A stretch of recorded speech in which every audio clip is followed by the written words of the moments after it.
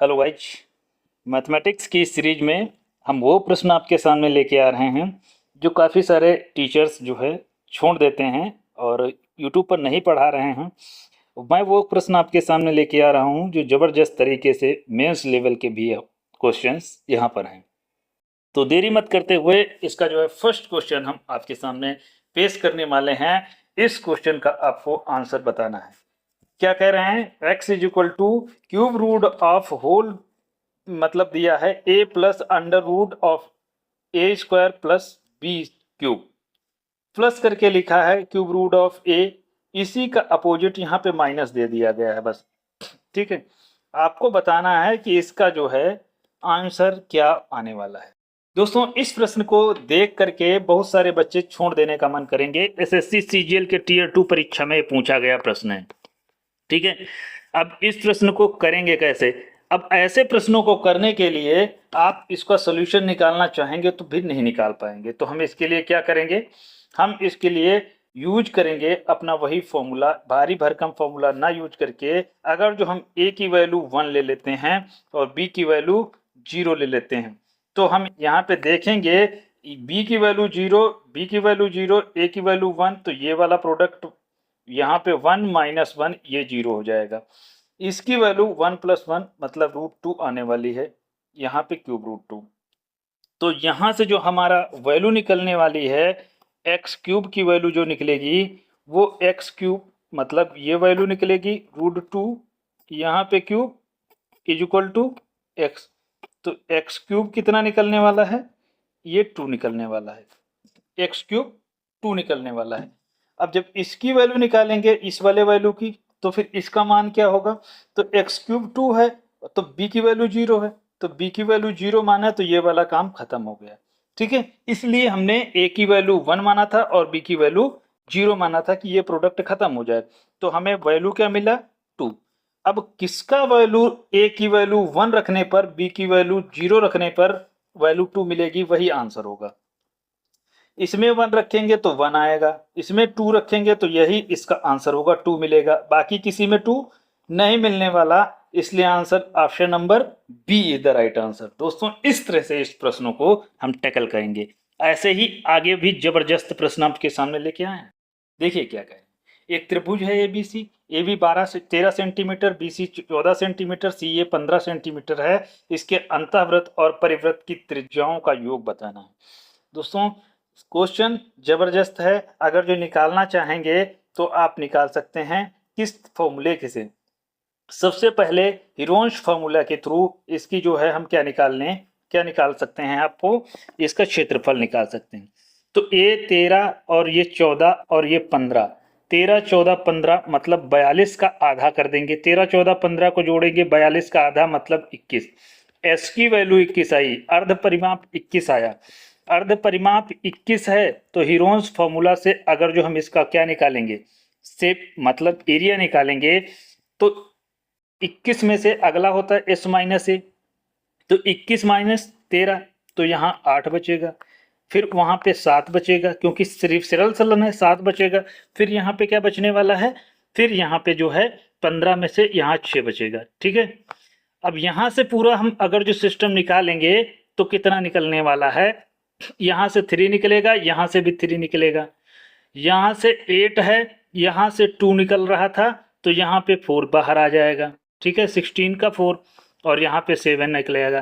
3 चौके 12 सत्ते 84 मतलब एरिया हमारा 84 निकल गया। एरिया कितना निकल गया? 84 निकल गया। अब देखिए क्या होता है, एरिया निकला 84। हमारा जो है इन रेडियस का जो फॉर्मूला होता है वो एरिया अपान एस होता है, डेल्टा अपान एस। तो डेल्टा इतना है 84 और एस कितना है ये, तो डिवाइड कर देंगे तो कितना आएगा? इन रेडियस 4 आएगी।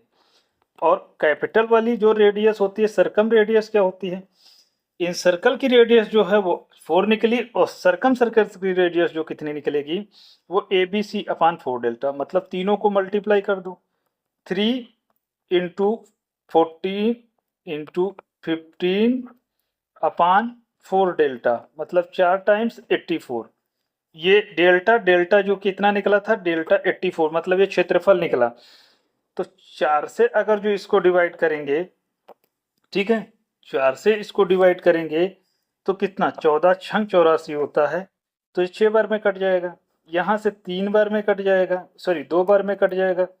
3 का 2 गुना 6 और 3 पचे 15, 13 पंजे 65, ठीक है 65 अपान 4 का 2 गुना 8, 8 अठी 64 होता है, 8 अठी 64 होगा, एक बचेगा, 8 एक कम 8, 8 का 2 गुना 16, 8 पंजे 40, मतलब इन रेडियस और इन दोनों का जोड़, तो 4 ये थी, 8 ये चीज, 12.125 इज द राइट आंसर।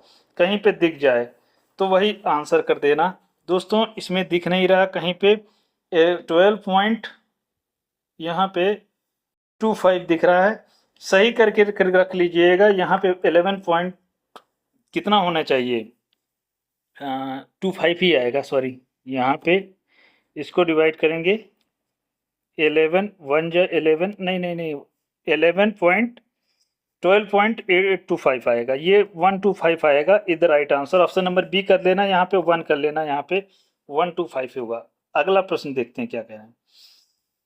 ये देखो जबरदस्त क्वेश्चन है, इसके कितने ऐसे कितने गुणनखंड हैं जिनका फैक्टर 120 का गुणज है। आप जरूर जबरदस्त देखकर ही बच्चा क्वेश्चन छोड़ देगा। एसएससी सीजीएल सीपीओ और आरआरबी ग्रुप डी में पूछा गया प्रश्न है। कैसे करेंगे इसको देखते हैं। देखिए करने का तरीका क्या है। गुणनखंड पहले हम 120 बनाएं, तो यहाँ से 2 निकाल लें, यहाँ से अगर जो हम 2 का स्क्वायर निकाल लें 120 होता है। 120 में क्या आएगा, 120 में 4 आएगा, 3 आएगा और कितना आएगा 5 आएगा, 4 पंजे 20, 3 60, मतलब यहाँ पे 8 आएगा, ठीक है, मतलब 8 बनाना है। तो यहाँ से 3 निकाल लो, 2 की पावर 3 निकाल लिया, ठीक है। अब 2 की पावर 3 निकाल लिया, यहाँ से 3 निकाल लिया, तो 1 कम हो जाएगा, यहाँ 3 कम हो जाएंगे, यहाँ पे कितना कम हो जाएगा, 1 कम हो जाएगा। तो 120 का गुणा कर लें, और यहाँ पे कितना दिया है 2 की पावर, मतलब 3 निकल गया, तो यहाँ पे 2 की पावर 4 बच गया, क्योंकि यहाँ 7 था। अब यहाँ पे बच गया होगा 3 की पावर 1 निकला, तो 3 बच गया होगा 3, और अगले में 5 की पावर यहाँ पे 2 बच गया होगा। इसका गुणनखंड कर दें। इसी वैल्यू को इस तरीके से हमने लिख दिया है, इस तरीके से लिख दिया है। अब लिख देने के बाद 120, तो इसका गुणनखंड जितने होंगे उतने ही गुणनखंड 120 के मल्टीपल होंगे। तो यहाँ पे 4 है, तो गुणनखंड निकालने का फर्क पावर को एक जोड़ के मल्टीप्लाई करना होता है। यहाँ पे 3 है, 3 प्लस 1, और यहाँ पे 2 है, 2 प्लस 1, ये हो गया 5, ये हो गया 4, ये हो गया 3, 4 3 12 पंजे 60, तो 60 गुणनखंड। Option number B is the right answer. अगला प्रश्न देखते हैं क्या कह रहे हैं। ये जबरदस्त क्वेश्चन है। एक्स क्यूब माइनस मतलब 3/x, सॉरी 3x प्लस 1, अगर जो हम इसको x से डिवाइड कर दें, x से डिवाइड करेंगे, तो यही वैल्यू लिखी हुई है x plus 1/x is equal to 3, x plus 1/x is equal to 3। अब इसी का जो फॉर्मूला होता है, फॉर्मूला आप देख लीजिए, उसमें वैल्यू पुट कर दीजिए। डायरेक्ट जो फॉर्मूला क्या होता है, इसका जो फॉर्मूला होता है वो होता है, क्या फार्मूला होता है, ये दिख रहा है आपके सामने फॉर्मूला। एसएससी सीएचएसएल और रेलवे एलएपी में 2 बार क्वेश्चन पूछा गया है। तो x to the power of 5, एक इसका वैल्यू निकालनी पड़ेगी, इसका, इन दोनों को मल्टीप्लीकेशन करो, फिर उसी में से यही वैल्यू घटा दो। तो हमें पता है x plus 1/x is equal to 3 दिया है। अगर जो इसका क्यूब करेंगे, ये वाला फॉर्मूला निकालेंगे, तो ये 3 का 3 स्क्वायर करो, -2 करो, तो इसकी वैल्यू कितनी निकली 7। इसकी वैल्यू कितनी निकलेगी, मतलब 3 को क्यूब करो, माइनस करो उसमें से 3 गुणे 3, तो 3 3 9 3 27, 27 में से 9 जाएगा, बचेगा 18, तो यहाँ पे 18। अगला प्लस का वैल्यू यहाँ पे है, कितनी देरी है, यहाँ प्लस दिया था, सॉरी माइनस दिया है, यहाँ पे कितना वैल्यू दिया है माइनस, क्योंकि ये घटाना पड़ेगा, प्लस नहीं माइनस है, यहाँ पे घटाना पड़ेगा, घटा दीजिए। 18 सत्ते 126 होता है, 126 में से 3 घटा दोगे 123 is the right answer. Option number A इसका सही उत्तर होगा। अगला प्रश्न देखते हैं क्या कह रहे हैं। अगला प्रश्न क्या कह रहे हैं, देखो जबरदस्त क्वेश्चन है। एक व्यापारी किसी वस्तु को अंकित मूल्य पर 40% अधिक रखता है, वह अंकित मूल्य पर अगर जो x% की छूट देता है फिर भी वो 12% का लाभ कमाता है। x का मान ज्ञात करो। एसएससी सीजीएल के टीयर 1 और आरआरबी एनटीपीसी में पूछा गया प्रश्न है। देखिए क्या कह रहे हैं, इसको क्वेश्चन को कैसे टैकल करेंगे हम। इसको करेंगे कैसे, कह रहा है कि एक आदमी 140% अधिक अंक करता है। मान लो 100 रुपए का सामान खरीदता है, 140 का अंकित अधिक करता है तो 140 रुपए का बिकेगा सामान। लेकिन वो x% की छूट देता है, छूट देने के बाद भी वो 12% का लाभ कमाता है। मतलब 100 पर 12 रुपए का लाभ कमाता है। 12 रुपए का लाभ कमाता है तो वस्तु कितने की बेची, 12 रुपए की। अरे जितने का छूट दिया होगा, ठीक है, जितने रुपए का छूट देने के बाद सामान बचा होगा वो 112 के ही बराबर होगा। तो इन दोनों का अंतर कितना है, इन दोनों का अंतर है 28। अरे 28% जो है छूट देता है 140 पर, तो कितने परसेंट छूट दिया, 140 पर छूट देता है तो 100 की वैल्यू निकालेंगे, ये निकालेंगे 14 का 2 गुना 28 और एक जीरो इधर से कट जाएगा, मतलब 20% इज द राइट आंसर। अब दोस्तों जबरदस्त वीडियो लगा हो तो लाइक जरूर करिएगा, ठीक है। चैनल पर पहली बार है तो सब्सक्राइब कर लीजिएगा।